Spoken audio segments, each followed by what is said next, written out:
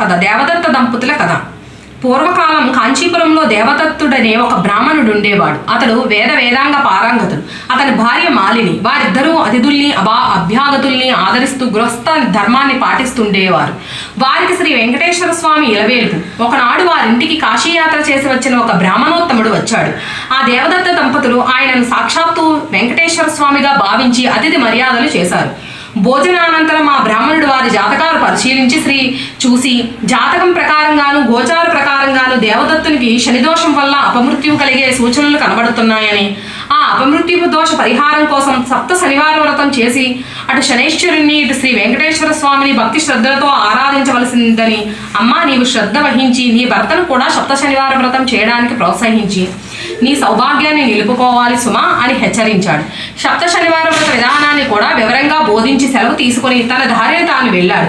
దేవదత్తుడికి తారాబలం చంద్రబలం సరిపోయిన ఒక శుభదినాన ఆ దంపతులిద్దరూ బ్రహ్మముహూర్తాన లేచి ధ్యానాదులు నిర్వర్తించి ఇంటిలో ఈశాన్య భాగాన పూజాపీఠం పెట్టి మండపం వేసి వెంకటేశ్వర స్వామి చిత్రపటం పెట్టి పూజా సామాగ్రులు నైవేద్య పదార్థాలు ఉదయం అంటే కొబ్బరికాయలు అరటిపళ్ళు నల్ల ద్రాక్షలు 7 చిమ్మిలి ఉండలు సిద్ధం చేసుకొని ఉదయం పూజ చేసి ఆనాడు సాయంకాలం దాకా ఉపవాసం చేసి సాయంకాలం పళ్ళు కాయలతో పాటు 7 లడ్డూలు కూడా నైవేద్యానికి సిద్ధం చేసుకొని సాయంకాల పూజ చేసుకొని ఒక బ్రాహ్మణుని పిలిచి ఆయనకు భోజనం పెట్టి ఆ పైన వారు భుజించి మొదటి రోజు వ్రతం యథావిధిగా నిర్వర్తించారు.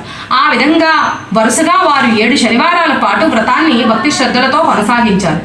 7వ శనివారం వ్రత పరిసమాప్తి చేసి భోజనం చేసి కొంతసేపు శ్రీ వెంకటేశ్వర స్వామి మహిమలు వర్ణించుకుంటూ కాలక్షేపం చేసి ఏ నడిజాములోనూ కొంచెం నిద్రించారు. ఆ దంపతుల భక్తి శ్రద్ధలకు పూజా విశేషాలకు ప్రసన్నుడైన శ్రీ వెంకటేశ్వర స్వామి మాలినీదేవికి స్వప్నంలో సాక్షాత్కరించి, ఓ పరమశాద్వి, మీ దంపతులిద్దరూ శ్రద్ధాభక్తులతో చేసిన సప్త శనివార వ్రతానికి నాకు చాలా సంతృష్టి కలిగింది. ఆ వ్రత ప్రభావం వల్ల నీ భర్తకు శనైశ్వరి దోషం అపమృత్యు భయం కూడా తొలగిపోయింది. అతనికి రాబోయే జన్మలోని ఆయుర్దాయాన్ని ఈ జన్మలోనికి తీసుకువచ్చి ఇతన్ని పూర్ణాయుర్దాయం కలవాన్ని చేశాను.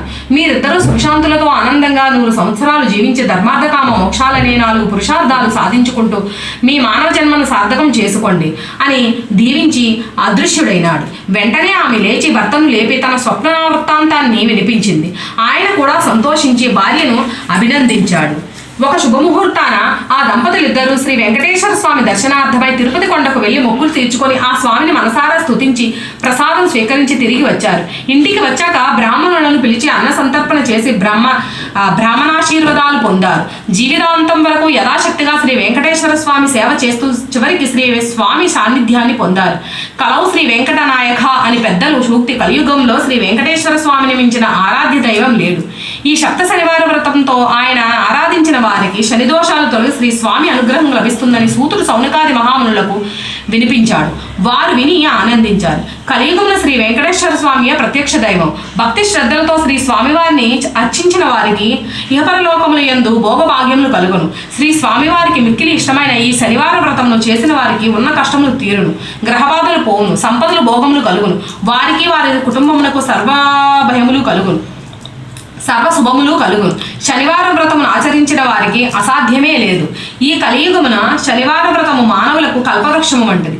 శనివార వ్రతమును చేసి స్వామివారిని అర్చించి స్తుతించి ఈ కథను చదువుకున్న వారు ధన్యులు. శ్రీ వెంకటేశ్వర స్వామి సర్వదేవతా స్వరూపుడు. ఆయనను అర్చించినచో అందరు దేవతలను అర్చించినట్లే అగును. ఆయన సంతోషించినచో దేవతలందరూ సంతోషించినట్లే. పూజలో వస్తు సామాగ్రి మన సంపద ఆడంబరము వీని కన్నను మనలోని భక్తి శ్రద్ధలే ముఖ్యములు. కావున మనము అందరము యథాశక్తిగా శనివార వ్రతమును ఆచరించి శ్రీ వెంకటేశ్వర స్వామి వారి అనుగ్రహము నందుటను మన కర్తవ్యము, బాధ్యత. ఓం నమో భగవతే వెంకటేశాయ నమః. ఓం నమో వెంకటేశాయ.